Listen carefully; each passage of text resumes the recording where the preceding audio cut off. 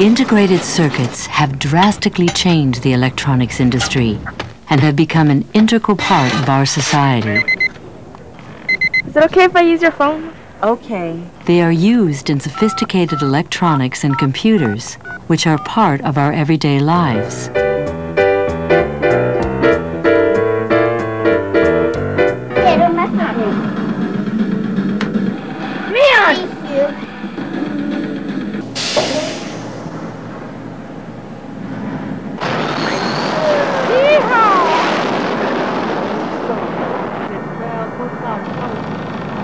Hi, I'm not here now, but leave me a message and I'll get back in touch. Hello, comma. My name is my name. I'm using head movements to move the mouse cursor around and speech to do all kinds of words and commands. These computers are used extensively in research and development to improve the quality of our lives. Voice console, wake up. Press button, period. Go to sleep. The modern electronic era bloomed when thousands of transistors and other electrical components were integrated on a small slice of crystalline material. Today's chips contain millions of transistors and are the heart of the microelectronics, communications, and computer industries. Inside a computer, there are rows of these tiny devices, each one capable of storing information or executing hundreds of millions of operations a second. Integrated circuits have evolved from bulky vacuum tubes and transistors and are fabricated in technological centers like Silicon Valley.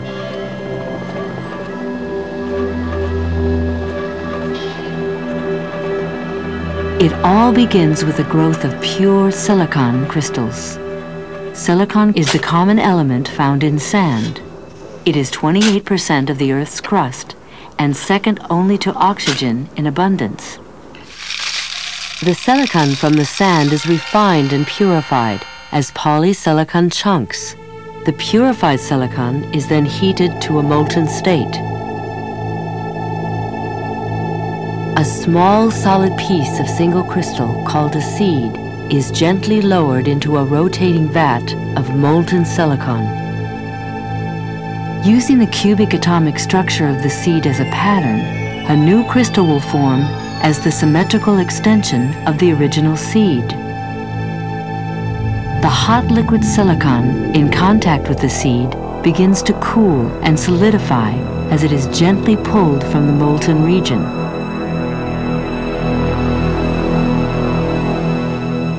The cubic atomic structure of silicon consists of atoms with 4 electrons in their outermost shell. In a perfect crystal and at low temperatures, each silicon atom bonds with its 4 neighbors. There are no free electrons to conduct current. At room temperature, however, the silicon crystal has enough thermal energy to free a small number of electrons. These free electrons conduct current, as do the holes where the electrons have been. This conductivity can be increased by adding impurities called dopants.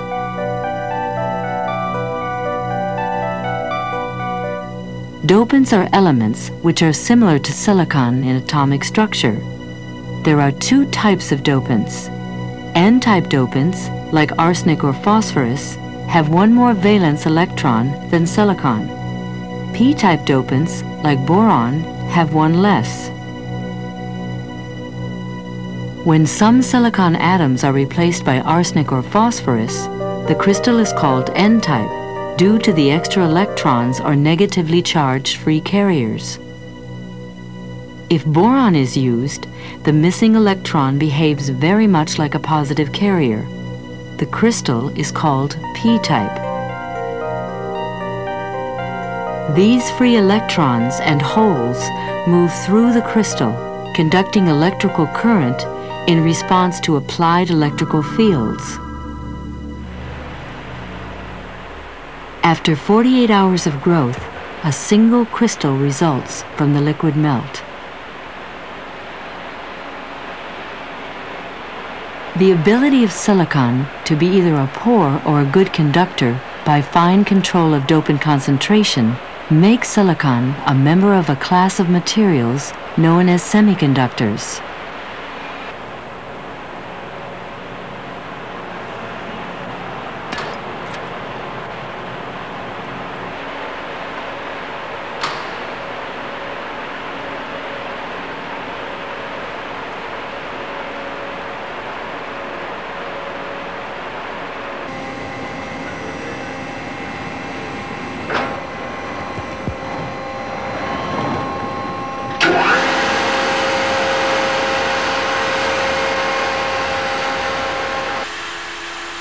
The shiny rippled surface of the crystal is ground to form smooth, uniform ingots.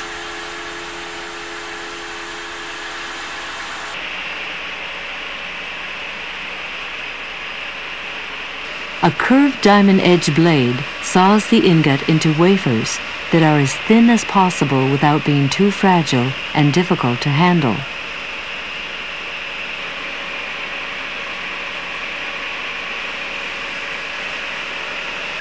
The wafers are scrubbed and the edges are rounded off and beveled to reduce chipping. The wafers are then ground smooth on both sides to obtain a consistent flatness and thickness from wafer to wafer.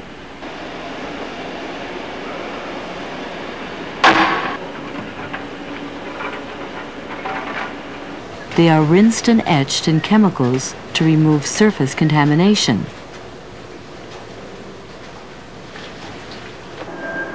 The final polish is done on only one side of the wafer.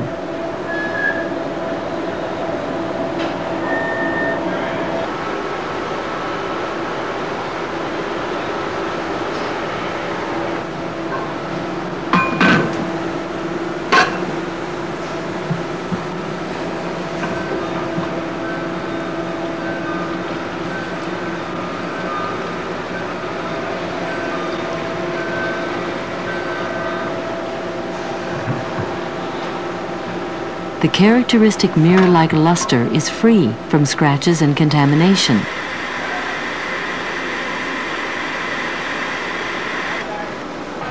The wafers are measured for resistivity, which is a function of dopant concentration.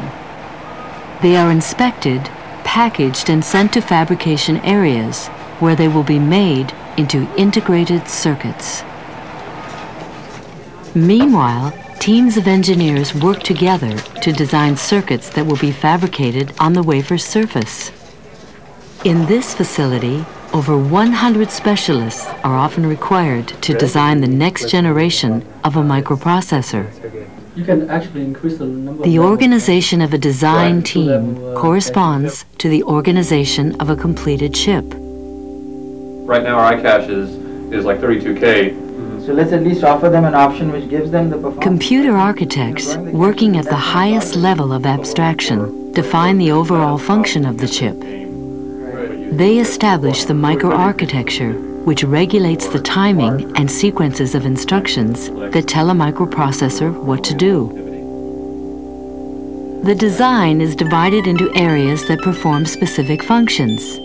Each unit is assigned a logic designer, who works at the logic level to create more detailed specifications and establish hardware needs. Each unit is further subdivided into functional blocks. Each block is assigned to a circuit designer who works at the transistor level. Alignment shifter, and for this alignment shifter we should be picking. The design becomes a maze of interconnected microscopic switches, known as transistors.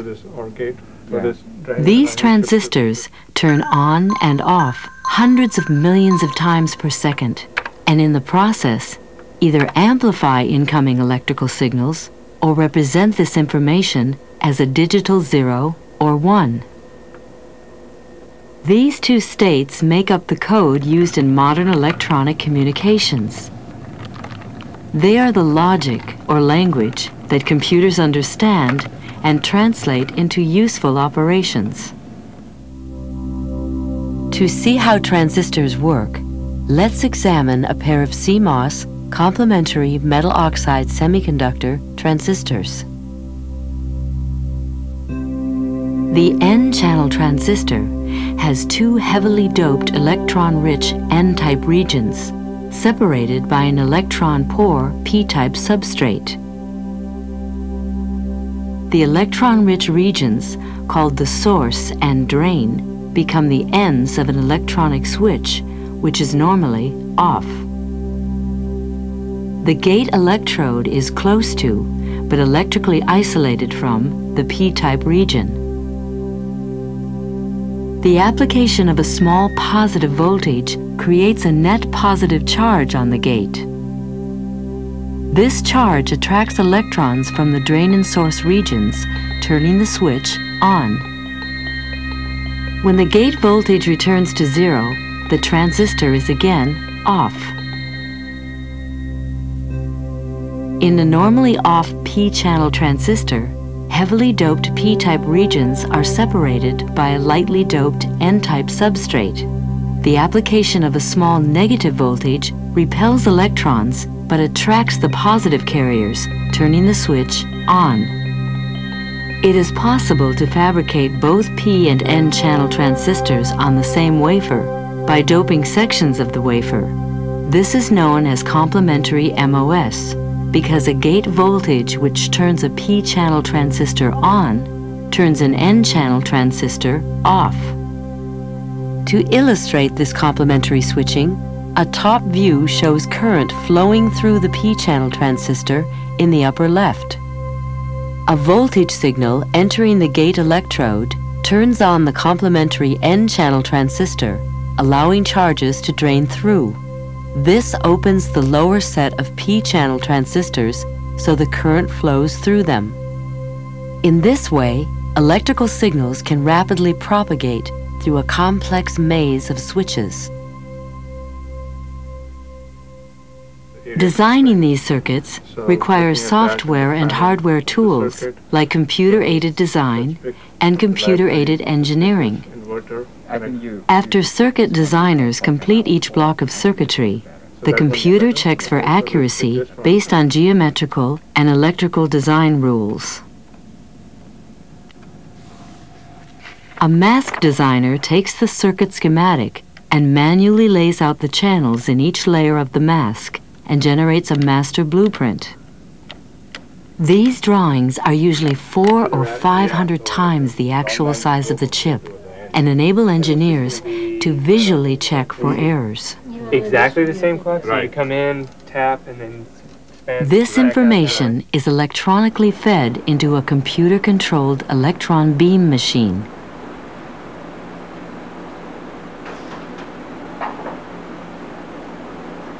In an ultra-clean environment, a fine electron beam will etch the patterns onto a series of chrome-plated glass plates.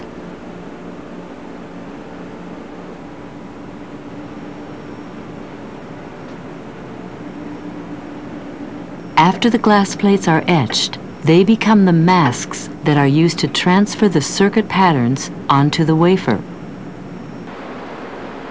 Each mask is inspected to ensure the patterns are good.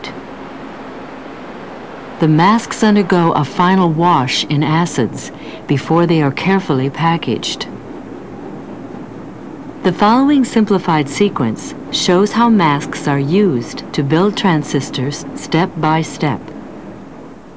The first mask creates a well of doping so that the neighboring N-type and P-type substrates exist on the same wafer.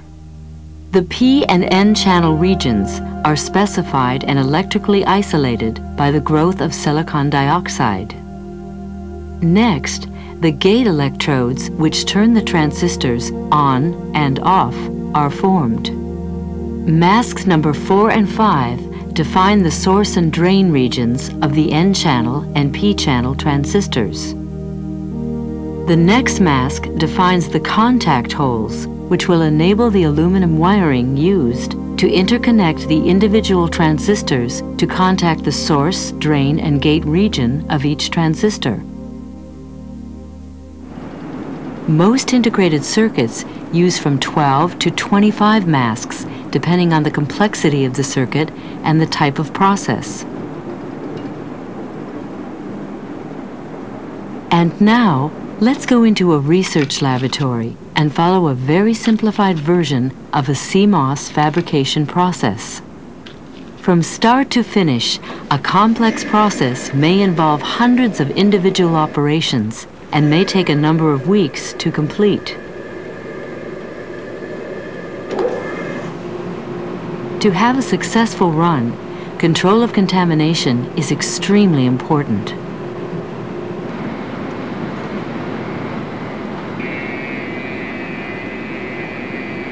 It takes just a few microscopic dust particles to drastically reduce the yield of effective semiconductor devices. The equipment, gases, and chemicals that come in contact with the silicon wafers must also be of the highest purity and free of contamination.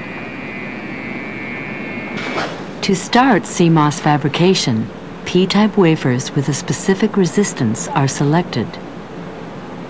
All types of integrated circuits, including CMOS, are fabricated using 4 basic techniques. Formation of thin layers of silicon dioxide, introduction of dopant atoms, deposition of a variety of insulating and conductive materials, and precision patterning of each of these layers. Before the process begins, the laser-scribed identification number of each wafer is recorded. We start by cleaning the wafers in hot acids. Hydrochloric acid, sulfuric acid, hydrogen peroxide, ammonium hydroxide. That's what it takes to remove all the organic and metal contaminants. This cleaning procedure is repeated throughout the process to make sure the surface of the wafers stay absolutely clean. The wafers are rinsed in deionized water and spun dry in filtered nitrogen gas.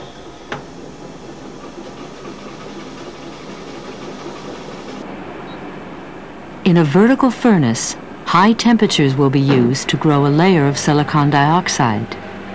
Silicon dioxide is a glass-like insulator which protects the silicon substrate beneath it from unwanted reactions.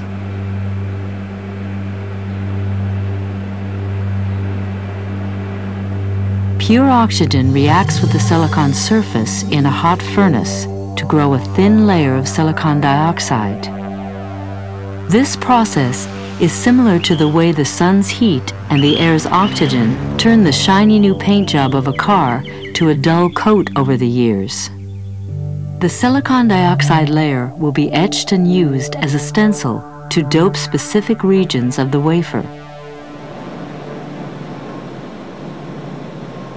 But first, the pattern for the stencil is applied to the silicon dioxide through a photographic technique called photolithography. The first mask pattern will be transferred onto the wafer using photoresist, a material which is sensitive to light.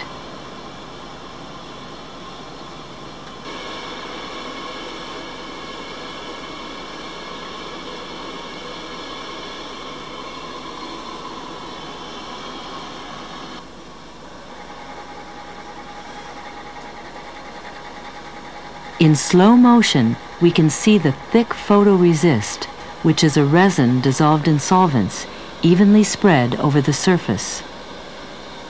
The wafers transfer to heating plates and bake at low temperatures to evaporate the solvents, leaving a thin layer of resist.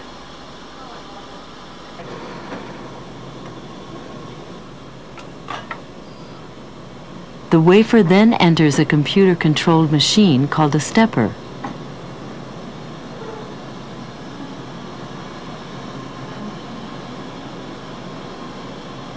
Inside, the wafer is positioned underneath the selected mask pattern.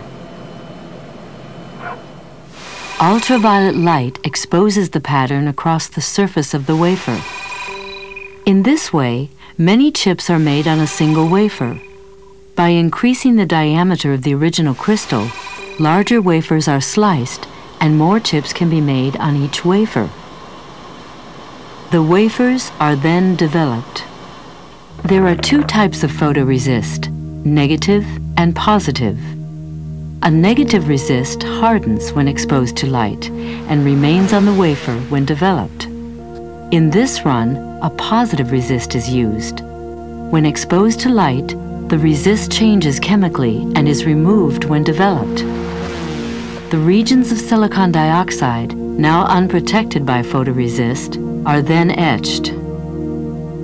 Although acids can be used for etching, most wet chemicals etch in all directions at equal rates, which can result in undercutting of the photoresist. Undercutting could create an inexact transfer of the mask. When a critical fine etch is needed, the wafers undergo a dry etching process called plasma etching.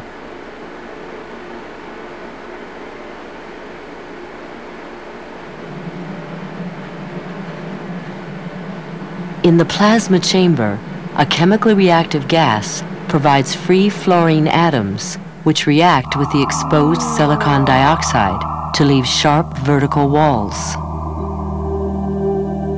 High magnification SEM photographs show the precision of these etched regions.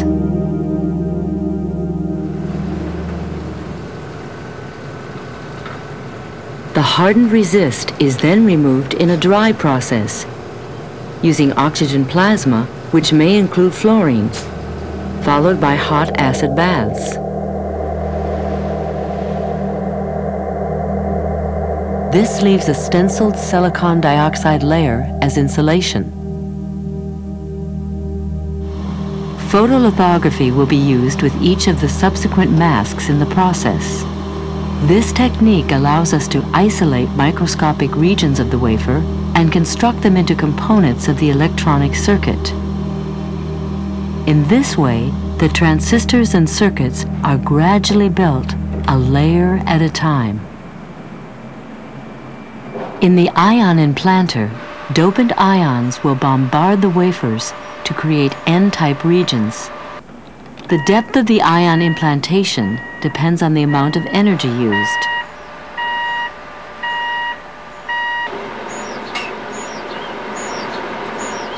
Dopant ions are separated from other elements and accelerated to high velocities in a strong electric field.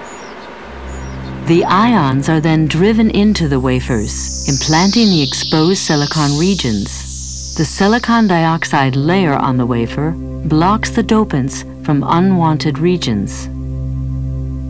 Because these wafers are P-type, phosphorus ions, which are N-type dopants, are implanted. Exposing the wafers to high temperatures diffuses the ions deep into the silicon substrate. This creates a well of N-type substrate where the P-channel transistor will be built.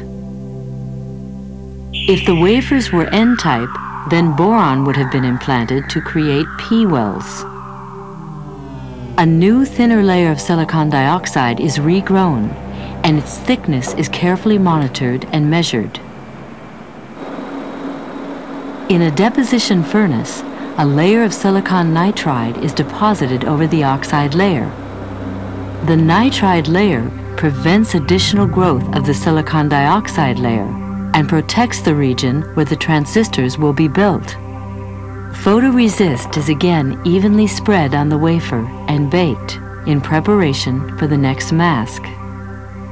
Using a computerized machine, each new mask is perfectly aligned to the pattern already on the wafer.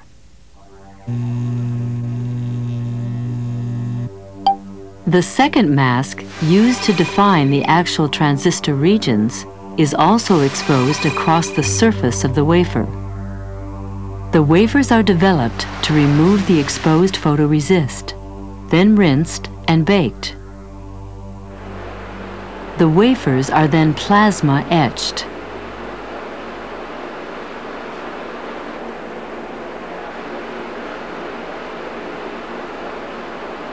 The free fluorine atoms react with the exposed nitride.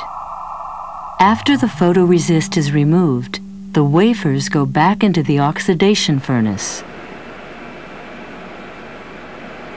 a thick insulating layer of silicon dioxide, known as field oxide, will be grown where the nitride has been etched. To grow these thick layers of oxide, oxygen combined with hydrogen is introduced on the wafers as steam. This insulation reduces the electric fields between the surface and the underlying regions. Through the microscope, the field oxide looks like white boundaries. It will block the current from leaking between devices, allowing thousands of transistors to coexist in a small area. The remaining nitride layer is then removed by a combination of dry and wet etching. The wafers are then implanted with boron ions, which penetrate the silicon substrate only through the thin oxide layer. This provides uniform electrical characteristics in the regions where the transistors will be built. This thin oxide, which may have been damaged by the implantation process, is removed and a new layer of silicon dioxide is grown in the gate area. In the vertical furnace, the gate electrodes will be formed by depositing polysilicon. Polysilicon consists of many small grains of silicon, which will be doped with phosphorus, an N-type dopant, to make them more conductive.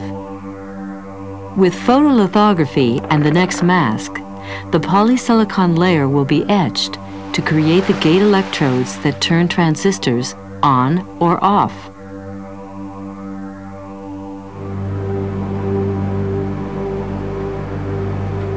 To carefully control this etch step, the polysilicon is dry etched. The width of these gates determine the distance that separates the source from the drain of the transistor, and ultimately the speed of the circuit. The remaining photoresist is removed once again.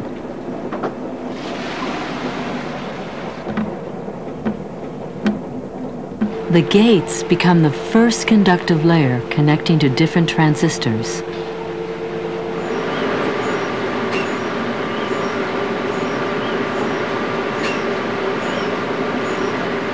Mask number 4 allows the implantation of the N-channel regions with a high concentration of N-type dopants to form the highly conductive source and drain regions of the N-channel transistors. Mask number 5 uncovers regions in the P-channel transistor, which are implanted with a high concentration of boron, a P-type dopant, to create the source and drain regions of the transistor. The photoresist is stripped, and again, the wafers are cleaned.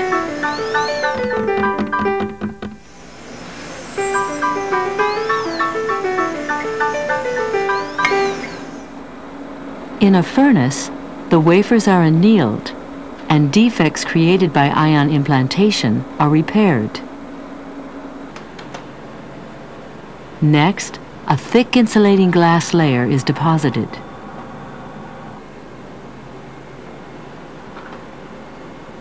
The many different layers previously deposited and patterned are completely covered, leaving an unleveled glass surface with varying depths of fields. To ensure every part of subsequent mask patterns are transferred in sharp focus, the surface must be planarized. A chemical-mechanical method is used to polish down the thick oxide layer on the wafer's surface. This creates the flat, level surface required for producing high-resolution patterns.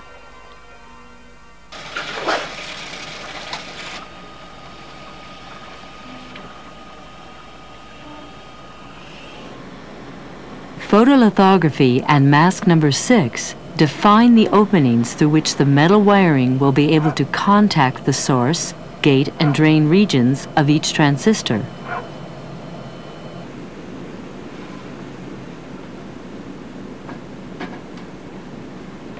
By plasma etching the unmasked portions of the silicon dioxide, contact holes are created. Through the microscope, these holes are seen as the small dots. In most chips, these contact holes are so small, they must first be filled with a metal plug to ensure a solid electrical connection. Tungsten metal is deposited over the surface to completely fill these tiny holes.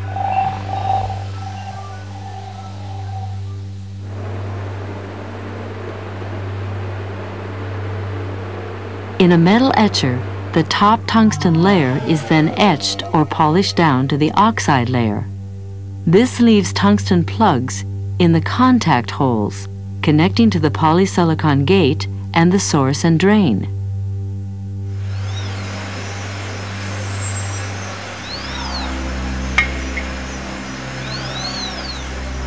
A layer of an aluminum silicon alloy is deposited onto the wafer to become the first level of circuit wiring.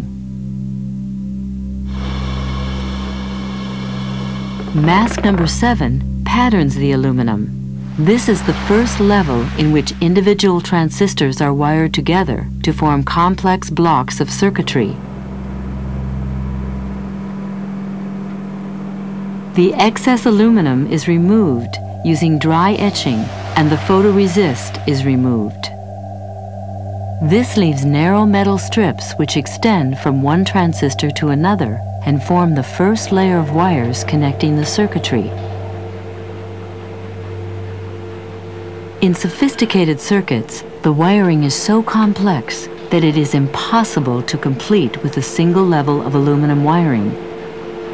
Several additional layers of wiring are often produced on the same circuit.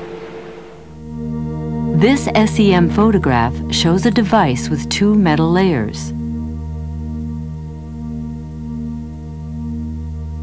This cross-section shows 5 metal layers. Each additional layer typically requires at least 2 additional masks and the following process steps. Deposition of silicon dioxide to electrically insulate one layer of wiring from the subsequent levels. Photolithography, masking, and etching to open contact holes between the top layer of metal and the next layer to be deposited. Deposition into the contact holes of another tungsten plug. This ensures a good electrical connection between wiring levels and a more planar surface.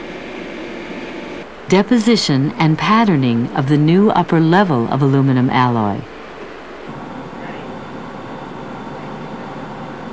After all of the desired levels of metal interconnects are in place, a final layer of silicon nitride is deposited to protect the fragile aluminum interconnects. In the last photolithography step, only the nitride on top of the bonding pads is etched away. The white aluminum pads are all along the outer edges of this chip. They are the contact points between the wires from the outside world and the integrated circuit.